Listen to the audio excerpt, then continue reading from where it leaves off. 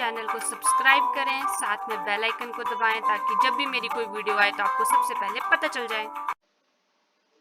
Hello everyone, hope सब अच्छे होंगे। लास्ट वीडियो हमने HP टेट नॉन मेडिकल 2013 के पार्ट ए किया था, यानी कि उसमें हमने कुछ क्वेश्चन अप्रॉक्स 16 to 17 क्वेश्चन हमने वहाँ पे कंप्लीट किए थे। जिन्होंने वो वीडियो नहीं देखी है वो जाके प्लेलिस्ट में देख सकते हैं, लिंक भी आपको डिस्क्रिप्शन में मिल जाएगा। इसके अलावा 2018, 2019, 2020 के भी हमने कंप्लीट किए हैं एंड 2012 ऑल्सो। तो आपको ये प्लेलिस्ट में इनके पेपर जो है वो मिल जाएंगे। जो भी इसके अलावा है, हम सीरीज चला रहे हैं 2012 से लेकर 2020 तक के कंप्लीट हम मैथ्स वाला पोर्शन जो है वो कंप्लीट कर लेंगे।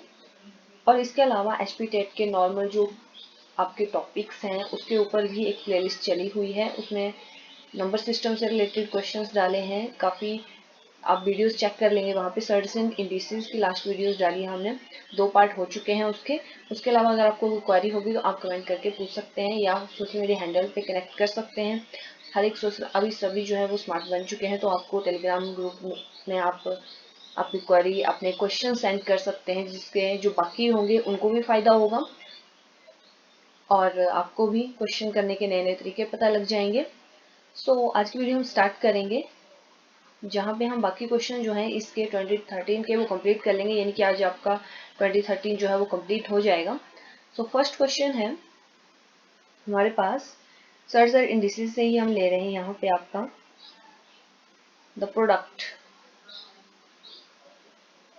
हमने फाइंड आउट करना है किसका, 32 32 raised to power 1/6, 32 raised to power 1/36 and so on infinity. आपको इसको फाइंड आउट करना है और इसमें ऑप्शंस क्या क्या हैं, 16, 64, 32 एंड डी ऑप्शन है 0। तो इसको हम कैसे करेंगे, फर्स्ट ऑफ ऑल देखो, अगर आपको रूल याद है सर्च और इंडिसेस को, आपको देख के पता लगना चाहिए कि आपने कौन सा इसमें यूज करना है। यहाँ पे हमारे जो बेस हैं वो सारे सेम है, बेस हमारे सेम है, यानी कि हमारे पास ये फॉर्मूला लग सकता है, कौन सा वाला, a⁻m इंटू a⁻n होता है, तो हमारी जो वैल्यूज जो पावर होती है वो हमारी एडअप हो जाती है, ये वाला फॉर्मूला। तो यहाँ पे हम इसको यूज करेंगे, तो यहाँ पे इसकी पावर 1 है, 1 + 1/6, 1/36 and plus so on infinity. ठीक है, अब ये तो आपका बेस तो कंप्लीट हो गया। अब आपने देखना है कि आगे हम क्या कर सकते हैं। अगर आप इनको ध्यान से देखो, जो आपकी इसकी पावर्स हैं, तो इसमें हम क्या यूज कर सकते हैं, ये AP में है, ये GP में है, एक चीज भी तो आपको पता है, सम हम सीक्वेंस और सीरीज में आपको क्लियर हो चीजें, तो AP और GP जो है वो मेनली आती हैं, AP GP। तो AP में क्या होता है, कॉमन डिफरेंस जो होता है वो इक्वल होता है सभी टर्म्स का, और जो आपका GP होता है उसमें कॉमन रेशियो जो है वो रेशियो जो आती है इनके बीच में वो इक्वल होती है। अगर हम इसकी रेशियो निकालें, ये फर्स्ट टर्म होगी, सेकंड टर्म होगी, तो 1/6 divide by 1 which is equal to 1/6, और थर्ड और सेकंड की निकालें तो वो 1/36 divide by 1/6 which is equal to 1/6 again. ठीक है, तो हमारी ये तो सेम आ गई, यानी कि हमारी ये कौन सी में है, GP में है। तो GP का फॉर्मूला तो आपको याद होगा, GP कैसे निकालते हैं, sum of GP, sum of infinite GP क्या होता है formula, which is equal to A/1 - R। ठीक है, तो यही फॉर्मूला यहाँ लग जाएगा। A आपका कितना है, 1, यानी कि फर्स्ट टर्म, ठीक है, A माइनस 1/R कितना है, यानी कि कॉमन रेशियो कितनी है, तो हमारे पास 1/6 है, which is equal to 32 LCM लेके आपका आ जाएगा 6/5, ये आपका आ जाएगा। ठीक है, अब आपके पास ऑप्शन है, ऐसा तो कोई ऑप्शन है नहीं, 16 है, 64 है, 32 है, 0 है। इसमें हम क्या कर सकते हैं आगे, 32 को हम किस फॉर्म में लिख सकते हैं, 2 के फॉर्म में लिख सकते हैं, 2⁵5। ठीक है, ये सिंपल छोटी छोटी बातें आपको आनी चाहिए। और यहाँ पे आप फॉर्मूला यूज करेंगे a/m whole power n which is equal to a/mn। अगर हम इन दोनों को यहाँ पास में मल्टीप्लाई करते हैं 2⁵5 इंटू 6/5, तो 5 से 5 कट हो जाएगा, हमारे पास बचेगा 2�6। 2�6 किसके बराबर होता है, 64। तो आपका ऑप्शन नंबर बी इसमें करेक्ट होगा। ठीक है, मेनली है आपको फॉर्मूले आनी चाहिए और कितनी फास्ट आप कैलकुलेट कर पाते हैं, तो ज्यादा ज्यादा क्वेश्चन प्रैक्टिस करते रहिए। नेक्स्ट क्वेश्चन करते हैं।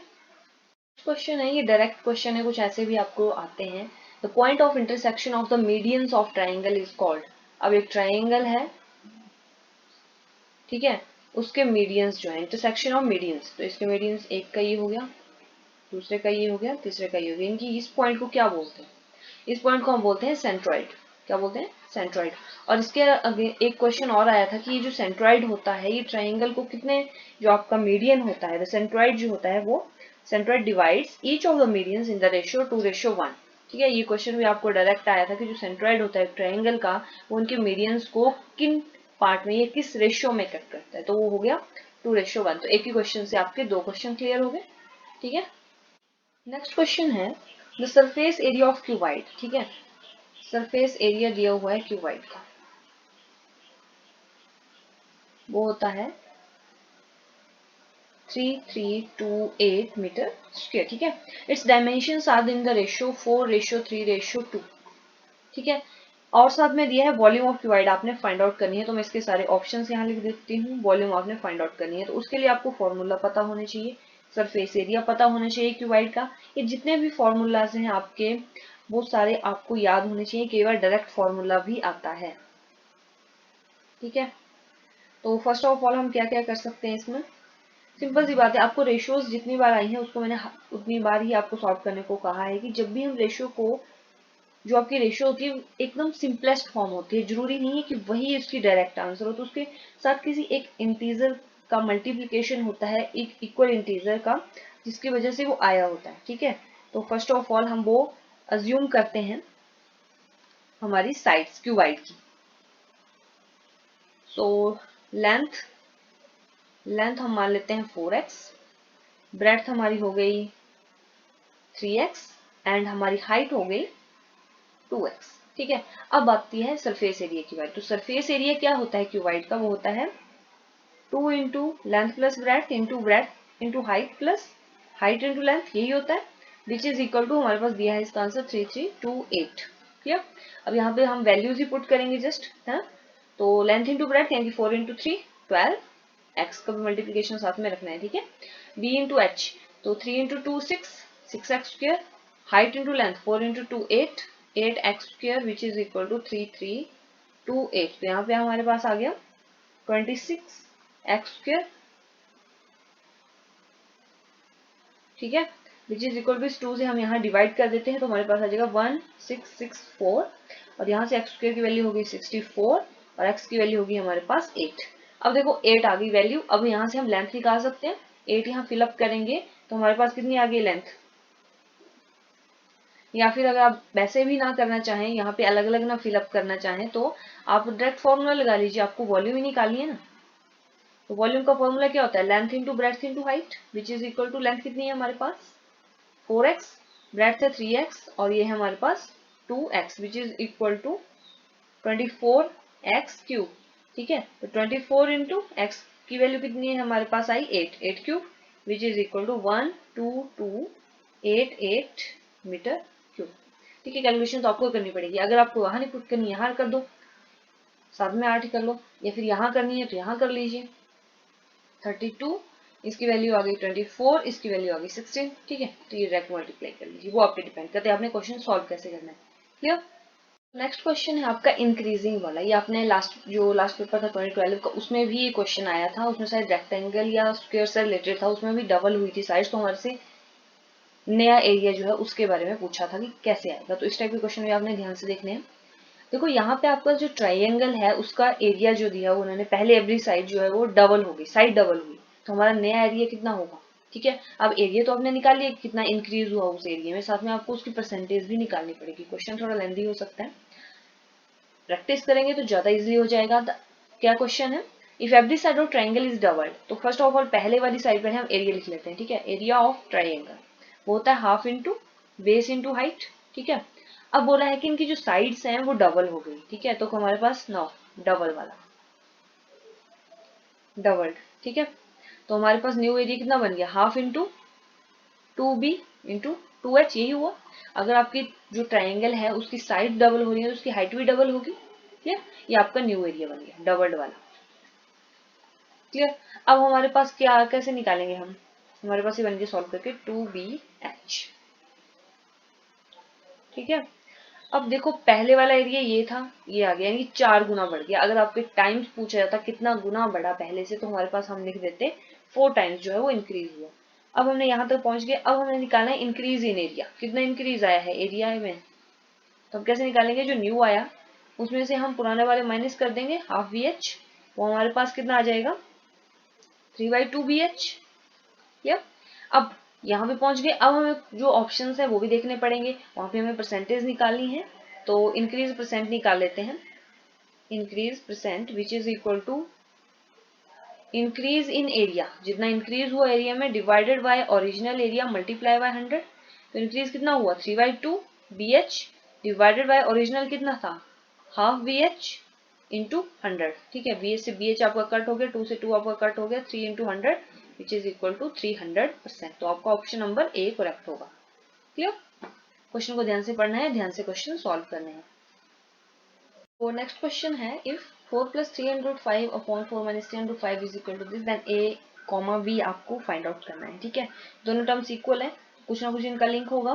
फर्स्ट ऑफ ऑल हम क्या करेंगे, तो इस टाइप के क्वेश्चन में हम कैसे करते हैं, मैक्सिमम देखते हैं कि नीचे जो हमारा बेस है उसका हम कुछ कर सकते हैं, यानी कि जो वहाँ पे इरेशनल नंबर है √5 है यहाँ पे जैसे, उसको हम सॉल्व कर पाए, उसको नॉर्म फॉर्म में ले आए। तो हम कैसे करते हैं 4 + 3 √5 मल्टीप्लाई बाय 4 + 3 √5, इसके अपोजिट साइन से मल्टीप्लाई करते हैं ना ऊपर नीचे जो नीचे होता है। ठीक है, 4 - 3 √5 मल्टीप्लाई बाय 4 + 3 √5। ठीक है, क्या करते हैं हम इनके जो साइन होता है इसके अपोजिट साइन से ऊपर और नीचे मल्टीप्लाई करते हैं, और दोनों चीज इक्वल है तो उससे कोई चेंज फर्क नहीं पड़ता है। ठीक है, ये हमने यहाँ किया, तो यहाँ पे हमारे पास बन गया, यहाँ पे 2 बन गए ना इस फॉर्म में। तो हम इसको कैसे लिख सकते हैं a + b का होल स्क्वायर, नीचे हमारे पास क्या बन रहा है a - b into a + b, ये किसका फॉर्मूला होगा a² - b²। यहाँ पे हम फॉर्मूला लगाएंगे a + b का होल स्क्वायर। ठीक है, यहाँ पे नीचे वाले में हम लगाएंगे a² - b²। तो इनके सामने क्या होता है a² + 2ab + b²। ठीक है, इसका क्या होगा a + b into a - b। इस फॉर्म में दिया है तो इस फॉर्म में हम लिखेंगे इसको a² - b² की फॉर्म में। ठीक है, तो हमारे पास कितना आ जाएगा, ऊपर वाला अगर हम सॉल्व करते हैं तो हमारे पास फॉर्मूले के according 16 + 45 + 24 √5 divided by a² - b², यानी कि a का स्क्वायर विच इज 4, 4 का स्क्वायर यानी कि 16 - 45। ठीक है, पहले लेफ्ट हैंड साइड थोड़ी सॉल्व कर लेते हैं, ये हमारे पास हो गया। So 61 + 24 √5 divided by -29 which is equal to a + b √5। यहाँ तो पहुंच गए। अब इनको अलग अलग करके लिख लेते हैं, क्योंकि अंडर हमें इनको इक्वलिट करना है। तो हमारी जो नॉर्मल टर्म है उसको हम नॉर्मल से कंपेयर करेंगे, और जो हमारी इरेशनल वाली नंबर की टर्म है, ठीक है, उसको हम इससे कंपेयर करें। तो 61 divide by this plus 24 √5 divided by 29 which is equal to a + b √5। तो देखो √5 वाली टर्म को हम इससे कंपेयर करते हैं, तो हमारे पास a की वैल्यू कितनी आ गई 61 अपॉन -29, और b की वैल्यू हमारे पास आ गई 24 √5। सॉरी, b की वैल्यू हमारे पास √5 नहीं आएगी, क्योंकि यहाँ पे पहले से ही √5 है, तभी हमने इनको कंपेयर किया। ठीक है, तो यहाँ पे आ गया 24 ओवर दिस, यानी कि माइनस टर्म।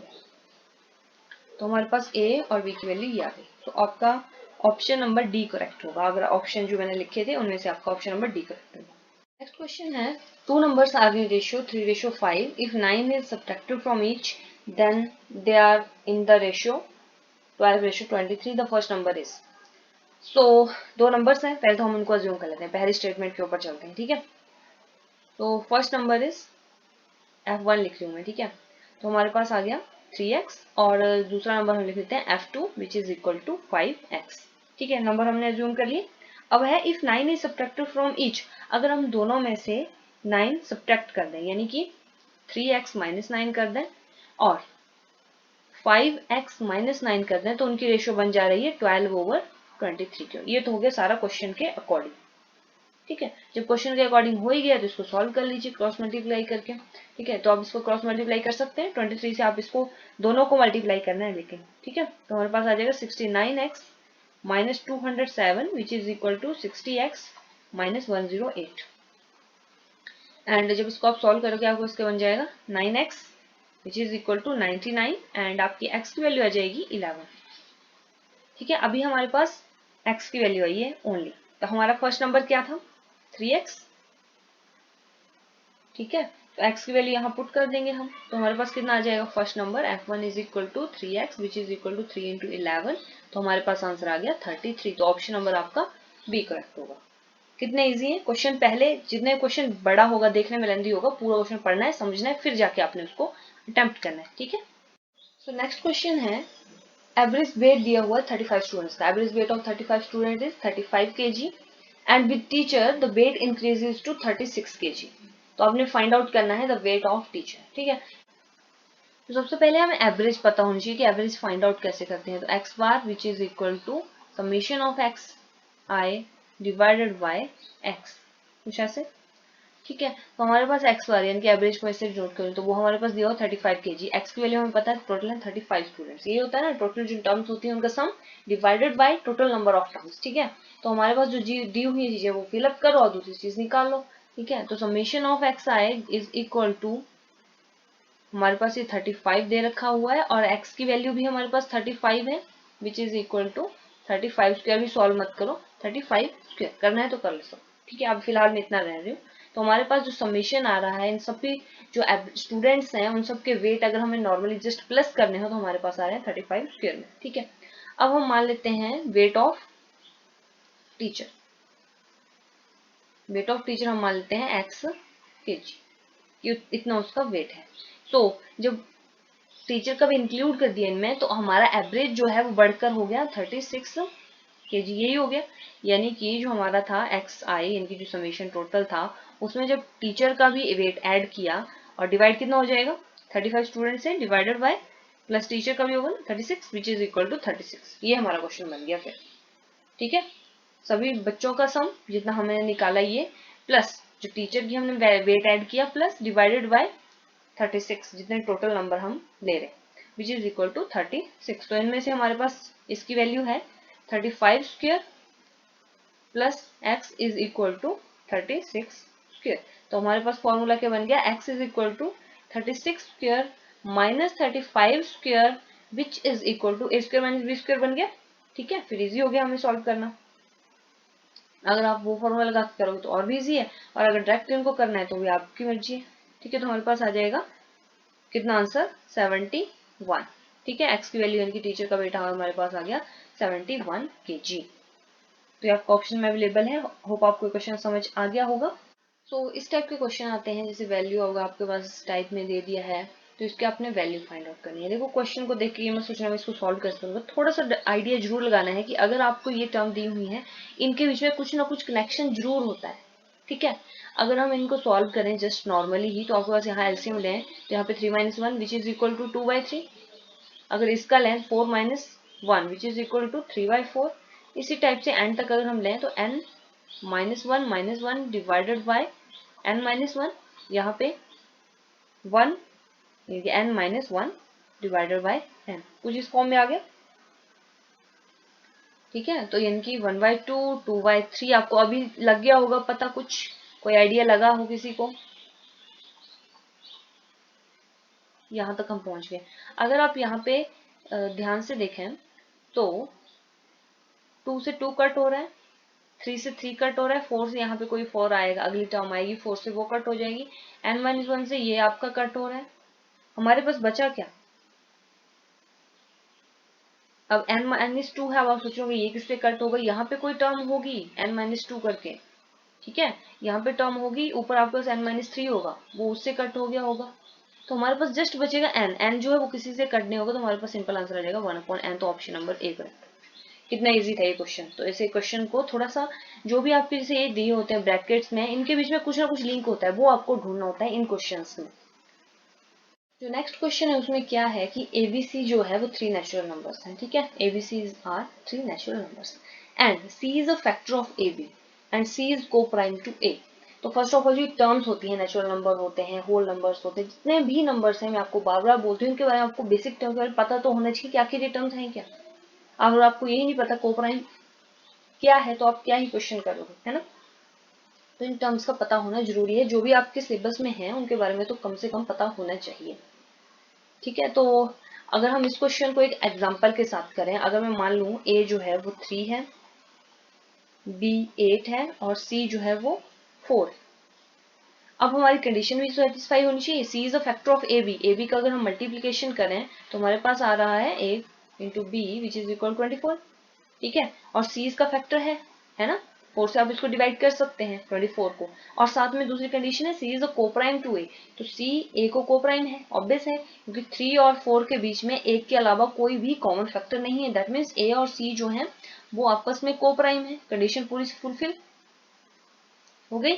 अब हमसे पूछा है देन ये जो आपकी कंडीशन है वो आपने चेक करनी है, B is a factor of C, क्या बी सी का फैक्टर है, नहीं है। ऑप्शन सी देखते हैं, A is a factor of B, A is a factor of B, no, 3 को हम 3 जो है 4 का 8 का फैक्टर नहीं है। ऑप्शन बी देखते हैं, C is a factor of B, yes obvious C is a factor of B है ना, ये आपको ऑप्शन में करेक्ट हो गया। डी भी चेक कर लेते हैं, B is a factor of A, no B is not a factor of A, तो हमारा ऑप्शन नंबर कौन सा करेक्ट होगा, ऑप्शन नंबर बी, जहां पे C is a factor of B. कुछ क्वेश्चन से अगर स्टेटमेंट वाइज आते हैं, अगर आपको उनकी एग्जांपल अपने माइंड में बना लो कि हाँ ये ऐसे ऐसे इनकी कंडीशन सेटिस्फाई हो रही, तो उस हिसाब से भी क्वेश्चन सॉल्व हो जाते हैं। So next question है, how many numbers are there between 1 and 100 such that each of which is not only divisible by 4 but also has one digit as 4 in the number।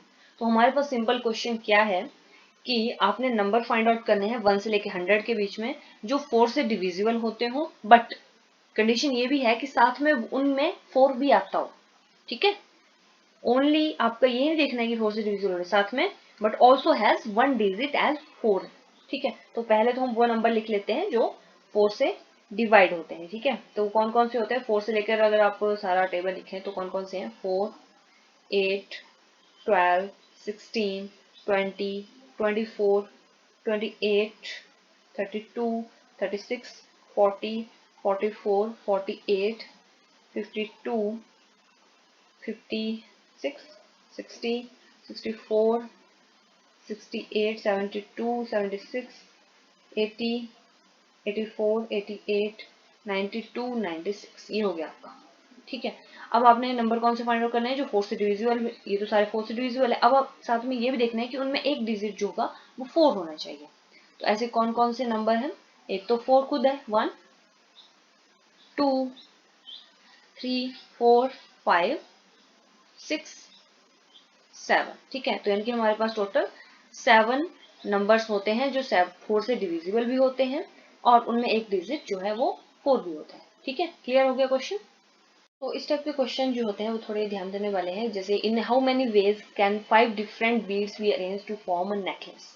अब देखो circular या different, हम इस वे में सोचे हैं कि क्वेश्चन इस टाइप में हो सकता है, it is just like arrange 5 people in a circular table. तो हम उनको कैसे अरेंज करते हैं, एक सर्कुलर टेबल की, ऐसे तो हमें पता है कि नॉर्मल अगर 5 थिंग्स हैं उनको अरेंज करने के 5 फैक्टोरियल वेज हैं, लेकिन एक सर्कल की जहां बात आती है तो वहां पे मैं सर्कल का भी साथ में बताती हूँ। यहाँ पे मान लो ए है, यहाँ पे बी है, यहाँ पे सी है, यहाँ पे डी है और यहाँ पे ई है, ये 5 बंदे बैठे हुए हैं, ठीक है। तो अब ए के पास कितने ऑप्शन है अरेंज होने के, 5 है। अगर आप सोचो इसके अगर पास 5 ऑप्शंस हैं, इनके पास 5 है, इसके पास 5 है, तो हम एक पर्टिकुलर स्टार्ट कहाँ से करेंगे, किसी एक को तो फिक्स करना ही पड़ेगा क्योंकि उसके रिस्पेक्ट में ही बाकी चूज होंगे। ये भी आपको आइडिया लग गया होगा। जैसे अगर मैं यहाँ पे ए लिख रही हूँ, यहाँ पे बी, यहाँ सी, यहाँ डी, यहाँ ई, ठीक है, तो दूसरा ए सी बी ई डी कुछ इस फॉर्म में लिखेंगे, एक को तो फिक्स करना पड़ेगा विद रिस्पेक्ट, उसके रिस्पेक्ट में बाकी जो होंगे वो अरेंज होंगे। सर्कुलर की बात जब आती है, जब आप सर्कुलर टेबल में कोई अरेंज कर रहे हो तो n-1 फैक्टोरियल के थ्रू करोगे, ठीक है, क्या n-1 आप यूज करेंगे। अब बात आती है नेकलेस की। तो नेकलेस में क्या होता है, अब देखो नेकलेस में यहाँ पे 5 बीड्स हैं, तो किसी एक को तो हमें फोकस में लाना पड़ेगा कि ये जो है ए हमने फिक्स कर दी, इसके अकॉर्डिंग जो बाकी है उसकी पोजीशन जो हमारी सिलेक्ट होगी, ठीक है। तो एक तो हमारी बन गई ए बी सी ए, एक बन गई हमारे पास ए बी सी, नहीं sorry A B D E C, एक बन गई ए सी ई डी बी। अब इन दोनों में डिफरेंट लग रहा है आपको, यही दो डिस्टिंक्ट होंगी आपके पास, इसके अलावा आप कुछ मर्जी कर लो। बी के बाद आपका कुछ और, जैसे यहाँ पे बी के बाद डी आ रहा है, यहाँ पे बी से पहले ही डी आ रहा है अगर इस फॉर्म में हम देखें तो, ठीक है, इसके अलावा आप डिस्टिंग नहीं बना पाओगे। सो ये आपकी बन गई दो कंडीशंस अलग अलग। लेकिन अगर ये मान लो आपके पास नेकलेस है, अगर आप उसको अपोजिट यानी कि दूसरी साइड रोटेट करें, यानी कि एक दूसरे के मिरर इमेजेस हैं, ठीक है, तो उस नेकलेस के पास, बंदे के पास तो एक ही नेकलेस होगा ना, दो नेकलेस थोड़ा ना होंगे जहाँ पे 20 साइड है। अगर हम इसको घुमा देंगे तो वो वही चीज बन जा रही है। अगर हम इसकी मिरर इमेज लें तो यही बन रहा है ना। अब नेकलेस को अब इस साइड से डालो, जैसे नॉर्मल मोती होते हैं, तो इस डायरेक्शन से डालो या घुमा के दूसरी साइड से डाल लो, बनेगा तो एक ही। तो जब आप इनकी बात करते हो तो हमारे पास फॉर्मूला बन जाता है n-1 फैक्टोरियल डिवाइडेड बाई 2। ठीक है, सो n-1 यानी कि आपका 5 है टोटल, तो 5-1 डिवाइडेड बाई 2, यहाँ पे फैक्टोरियल यानी कि 4 फैक्टोरियल डिवाइडेड बाई 2। 4 फैक्टोरियल हमारे पास होता है 24 divided by 2 which is equal to 12। तो ऑप्शन नंबर आपका ए करेक्ट है। क्लियर। नेक्स्ट क्वेश्चन है, the difference between the interior and the exterior angles of a polygon is 60 degree, the number of sides in the polygon. ठीक है, interior angles और जो आपके exterior angles हैं, किसी पॉलीगन है, पॉलीगन मेंशन नहीं किया है, उसमें कितनी साइड्स हैं, 1 है, सॉरी 3 है, 4 है, 5 है, कितनी है वो नहीं मेंशन है। उसमें सिर्फ इतना किया गया है मेंशन कि जो एंगल्स हैं ऑफ पॉलीगन इज 60 डिग्री। तो हमें बतानी है वो कितनी साइडेड पॉलीगन होंगे। तो इसमें हम क्या करेंगे, पहले तो हमें एक्सटीरियर एंगल्स के बारे में पता होगा। तो let number of exterior angles, हम मान लेते हैं एक्सटीरियर एंगल्स जो है हमारे वो है n। ठीक है, अब सम कितना होता है, सम ऑफ एक्सटीरियर एंगल्स n है ना, 360 डिग्री n एक्सटीरियर एंगल्स का। अब n का इतना है तो एक का कितना होगा, 360 डिवाइडेड बाय एक एक्सटीरियर एंगल का बाय n। ठीक है, अब सम ऑफ इंटीरियर एंगल्स,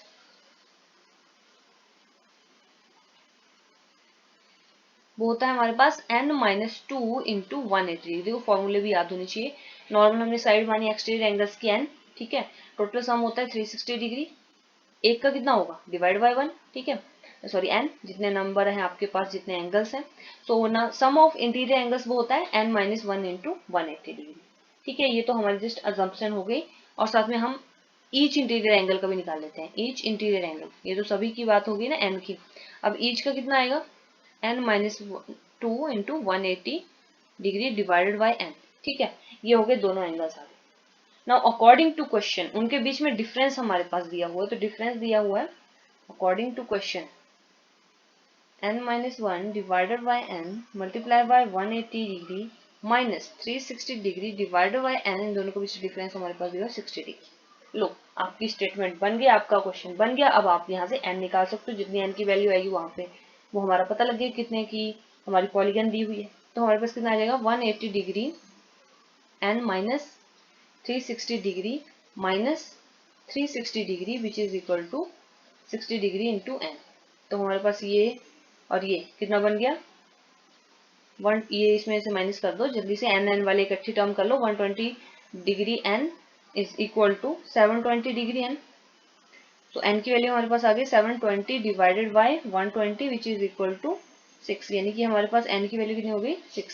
तो हमने क्या किया, जस्ट इंटीरियर एंगल्स और एक्सटीरियर एंगल की सम फाइंड आउट किया।